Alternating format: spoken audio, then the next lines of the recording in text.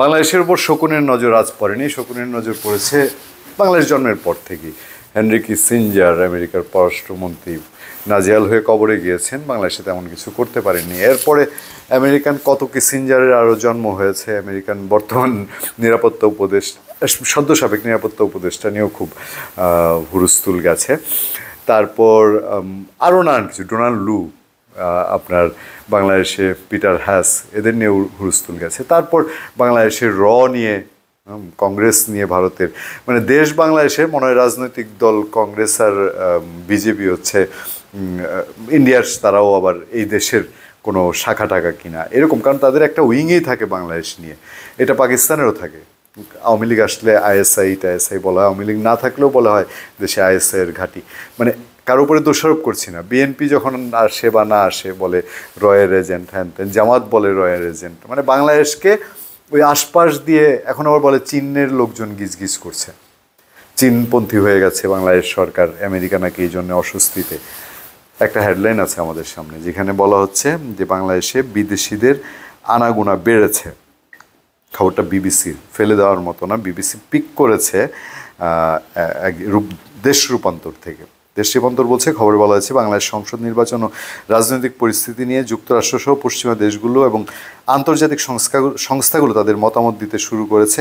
এর আগে ভারত ছাড়া কেউ দ্রুত নির্বাচনের কথা না বললেও এখন প্রায় সব পক্ষই চায় দ্রুত নির্বাচন। বিদেশিরা গত 3টি সংসদ নির্বাচনের মতো ভোট দেখতে চায় না। এ নিয়ে যুক্তরাষ্ট্র, চীন, জাপান, ইউরোপীয় ইউনিয়নের অন্তর্ভুক্ত দেশগুলোর সরকার ও রাজনৈতিক দলগুলোর সঙ্গে বৈঠক শুরু করেছে। সেসব বৈঠকে তারা এক ধরনের মধ্যস্থতা করছে। তারপর দেখেন, কূটনৈতিক ও রাজনৈতিক সোর্স বলেছে যে এরই মধ্যে ডক্টর ইউনূসের নেতৃত্বাধীন সরকারের সমালোচনা শুরু হয়েছে। দিন যত যাবে নির্বাচনের চাপ তত বাড়তে থাকবে। এটা শুধু রাজনৈতিক দল থেকেই নয়, বিশ্ব সম্প্রদায়ের পক্ষ থেকেও আসতে পারে।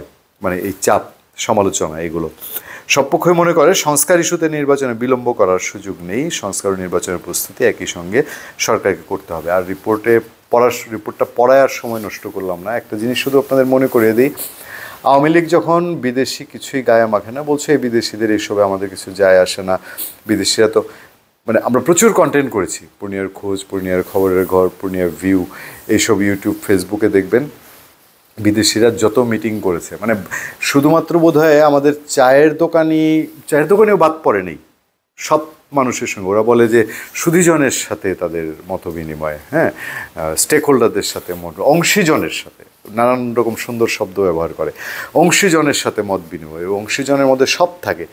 গার্মেন্টসের সঙ্গে আমেরিকান বিশেষ লোকরা, ডোনাল্ড লু বা কেন তাদের ফার্স্ট লেডি হিলারি ক্লিন্টন আসলেও সেই সময়কার এইসব লেভেলে তারা মিটিং করে।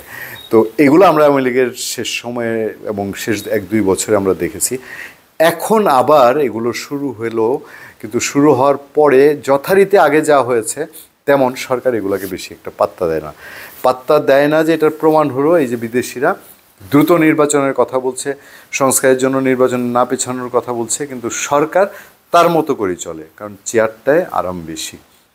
যে চেয়ারগুলো তারা এখন আছে, এগুলোর মায়া বাংলাদেশের মানুষ সচরাচর ছাড়তে পারে না।